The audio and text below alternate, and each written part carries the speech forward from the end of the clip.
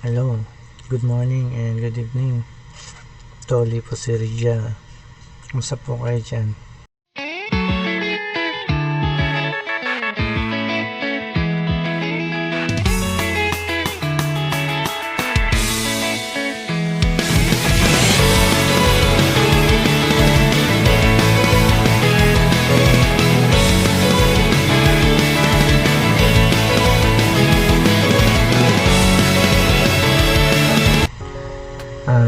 Sensya na po at maliwanag masyado dyan sa harap ko. Ano pong ating tanghalian, hapunan at umagahan. Tayo po magkape at malamig ngayon.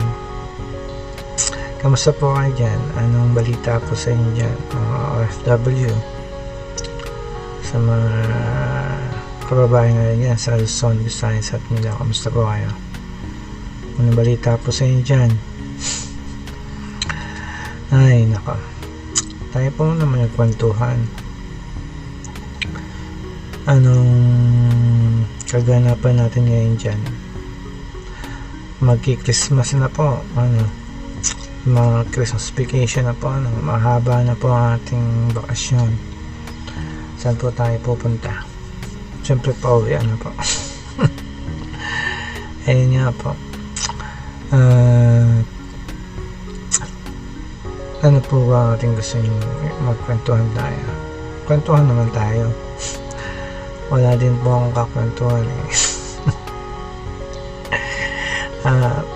Ako nga pala po si Richard ulit, Kuya Richard, kung gusto nyo tawagin. Salamat po sa mga nag-subscribe. Malaking tulong po yun para po in the future sa aking channel, YouTube channel. Thank you po sa lahat. Yun po ay galing sa puso ko yung pasasalamat sa inyo, kasi in the future in the future kakailanganin ko po yan, yung subscribe nyo para nga po na eligible ako sa requirement ng YouTube. Ayun na nga po, pinagtataka ko lang ay paano po kaya ang mangyayari kung halimbawa po nagkaroon nga ng rally na malawakan, tapos mapapalitan si BBM sa sino yung sa next elections, sino yung lalaban ng as a president, di po ba? Or president na ba or senate lang, hindi ko alam kung yung senate or president or president. Pero kagandahan po dyan, yung ating ito po yung uncut. Ito, wala po akong ditong kinakat sa aking ito yung para po sa akin, parang hindi masyado seryoso sa content. Dapat kung ano yung natural, mas maganda yung natural, walang mga cut-cut. Kung magkamali man ay walang cut-cut. Ayun, usap po tayo bilang yun nga po, edi si Sarah nga po ay kaganahan po sa atin. Manok natin si Sarah ay palaban, kumbaga Texas baga.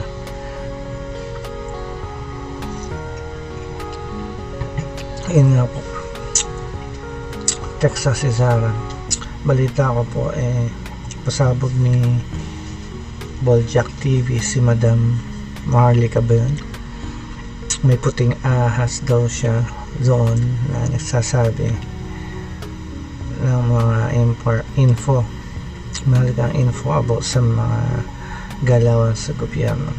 Napaisip ako, ano yung ba't puting ahas? naisip ko nga pala ahas na puti, ibig sabihin mabait na ahas kasi maputi kung itim na ahas yun, hindi yun mabait. Kaya yun po yung nag-ano sa kanya ng mga info, kung mga spy niya sa gobyerno. Ayun nga po, nagpapaareglo daw si BBM kay Sara, parang tumiklop na siguro na ano niya, nararamdaman niya na malapit na magkudita. Baka malapit na siya matapos term niya sa force evict sa bahay ni Kuya.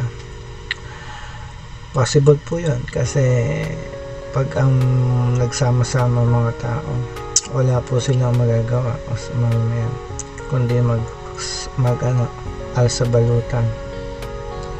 Possible po yun. Kaya parang matatakot si BBM na umikli yung termino niya sa pagiging as a president. Yan po. Yun nga po, sabi nung ahas ni Madam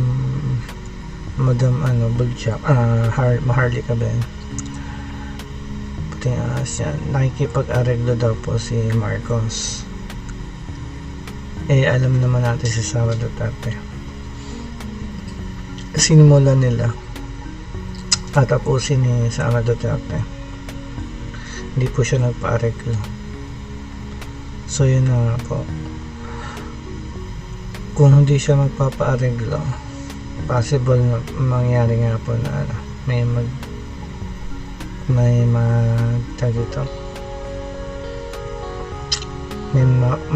mag-switch sila mag-switch sila na posisyon. Possible mo yun. Bakit pa kasi pumayag si Sara Duterte na siya ang maging vice president, hindi niya lang kinalaman si Marcos. Parang tina-idol din lang naman siya, diba?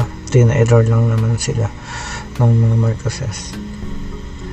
Kalahin mo, pinalibing nila yung yung ama nila, tapos tatraidolin lang sila, diba? Napaka walang utang na loob. Ngayon, ayun nga po, at saka sana matuloy na pa. Ako po inaabangan ko po talaga yung rally pa, kasi yun na po yung right time, right moment na simula po ng pagbabago. Ibig sabihin po na pag nagkarally ng malawakan, yun na po yung simula ng pagbabago ng ating sistema ng gobyerno. Mahirap po kasi pag hindi nagsama-sama ang mga tao, pag hindi nagkaisa. Kasi may kanta may kanta na pag nag-divide, magiging weak yung ating gobyerno. Nga po, siya na po, ako parang bagong gising. Nagkakape nga po ako.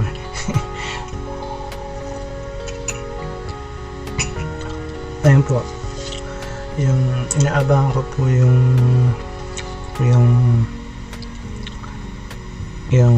yung rally nga po, dahil po yung simula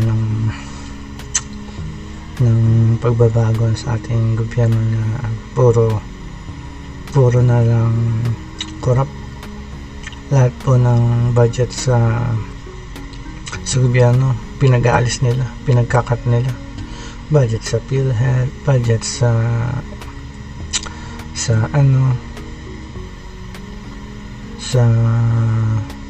mga iba't ibang ahensya ng gobyerno.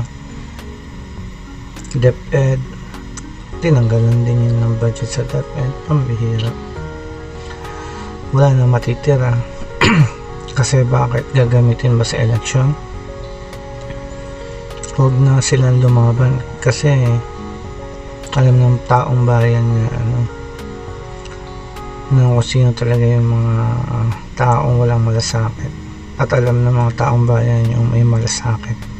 sa bayan, di ba po?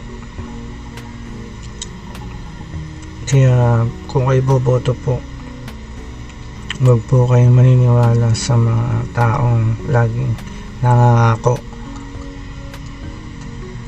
Ang lagi nyo pong titingnan ay yung record po nung tatakbo, yung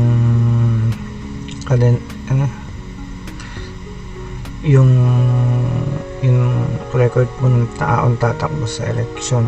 Yun po ang lagi yung titingnan, hindi po yung pangako lagi, dahil lagi lang kayo mapapako pag ganun.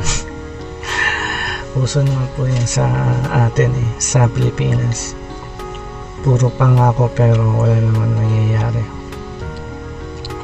Ayun nga po, sana ay masimulan na yung rally. Ako po excited, kahit hindi po ako ka-member nila. Ako po wag na lang po natin yung religion sa atin, isang tabi muna po natin at tayo po yung magsama-sama para po sa ikaunlad ng ating bansa, sa pagbabago ng ating bansa. Kailangan po natin magkaisa, kasi pag hindi po talaga nagkaisa tayo, ang ating gobyerno at ang ating bansa ay pabagsak. Pabagsak po. Kita nyo po yung mga price ng mga bilihin ngayon, sobrang tataas na, lalo na yung bigas. Ang taas na po yung mga bilihin, wala na pong mura. Ang mura, mapapamura ka na lang. Pero wag naman po yun nga po, sana po ay magkaisa po tayo at labanan natin po ang mga gobyernong pangapasaway at mga mukhang pera, puro salapi na lang. Hindi naman yan hindi natin sasama yan sa hukay. Nakalagay nga po sa Bible, napakahirap pumasok ng mayaman sa langit. Mas mabuti pa daw, diba sabi ni Jesus, mas mabuti pa daw ang makapasok sa butas ng karayom ang isang kamelyo kaysa sa mayaman. Malalim na po yan, malalim na kahulugan. Ibig sabihin po nun, pag pera na po yung Diyos nila, hindi po masama ang pera pero pag pera na po yung Diyos at sobra-sobra na, doon na nakapokus yung isip mo, ang buhay mo, talaga hindi ka mahirapan talagang pumunta sa langit. Kasi hindi na po ako nagsasalmo, hindi po ako pastor. Kwentuhan lang po, kasi yun nga po, ang mayaman po sabi nga ni Jesus, mahihirapan talaga pumasok sa langit. Mas mabuti pa yung mahihirap. Naghihirap nga dito sa mundo, pero sa langit naman ay habang buhay naman sila, eternity sila mamumuhay. Dito sa lupa pangsamantala lang tayo, tuldok lang yung ating buhay dito. Ba't hindi nila kaya naisip yan, or hindi sila ma-enlighten sa o nasilaw sila ng pera. Yung money is it causes all kinds of evil if you love money. Ang money po ay pwedeng gamitin mo sa mabuti, pwedeng gamitin mo sa masama. At pag minahal nyo po ang pera po ay kayo sisilawin kayo nito sa kayamanan, kasi magiging greedy na tayo sa pera pag sobrang yaman natin, tapos hindi naman tayo tumutulong sa mga kapwa. Alam nyo po, kwento ko lang po, alam nyo po, pangarap ko din yumaman wala namang masama yumaman, lahat naman gusto yumaman. Pero yung sa akin po, gusto ko yumaman pero hindi para sa akin sarili, alam niyo po, gusto kong yumaman para sa mga taong mahihirap na gusto kong tulungan. Parang yun po yung aking sa pagiging ko sa buhay ko. Gusto kong yumaman, kaya kasi gusto kong tulungan yung mga hindi man po ako nagiging ito, yung sarcastic na tao doon. Hindi man po ako nagiging basta sinasabi ko lang po na yung totoo, na gusto ko talaga po yumaman para po sa mga taong mahal ko, hindi po para sa akin sarili. Kasi kung sarili ko lang ay intindihin ko, bakit pa ako gusto yumaman? Alam mo yun, yung makatulong ka naman sa ibang tao, masaya na po ako kahit sa simpleng bagay, kahit di po sa salapi, kahit sa mga lang, advice, mga ganun, masaya na po ako dun Kaya pag may nag-donate sa akin ng 1 million, ibibigay ko yun sa mahihirap. Opo, sa mahihirap. Alam niyo, pag nadaan ako dito, pag sa mga MRT, may nakikita akong mga pulubi. Hindi, pag nalalampasan ko po, tapos hindi ko nabigyan, talagang napapaluha na lang ako. Kasi minsan ramdam ko minsan yung walang pera ramdam ko yan. At saka hindi naman po sa pagyayabang, ako po giver po akong tao, kaya it's better to give than receive, diba? Ay lantaan nyo, yung mayaman sa atin sa Pilipinas ay ang yaman-yaman na nila, hindi man lang magawang makatulong sa ibang tao. Po, yung mga mayaman gusto magpayaman pa ng sobra, tapos hindi na ang damot-damot na mamamigay ng ang damot naman magbigay ng tulong sa mga mahirap, gusto magpayaman. Tapos pag naman nagkasakit at namatay, wala na. Yung yaman mo, kinilala ka lang sa pangalan mo dahil sa pera, pero hindi ka nakilala dahil sa sa pagtulong sa tao. Di ba maganda po yun, yung makikilala ka tapos mamatay ka na may nakilala ka dahil tumulong ka sa maraming tao, di ba? Kaya yung mayaman dyan, tulungan nyo yung mahihirap, tulungan nyo kami. Joke lang po. Tulungan nyo kami mahihirap, kasi baliwala lang po yung yaman nyo. Yung yaman nyo, natutulog lang yung pera nyo. Pero kung ibibigay nyo sa mahirap, baka pa kayo, bibigyan pa kayo ng ni God, na kumbaga may record ka na maganda kay God, na baka papagpalain ka palalo ng yun lang po. Nagkwento lang po ako, at sana po ay next time po kwentuhan tayo. At ito po si Richard, ingat po kayo lagi, at God bless po.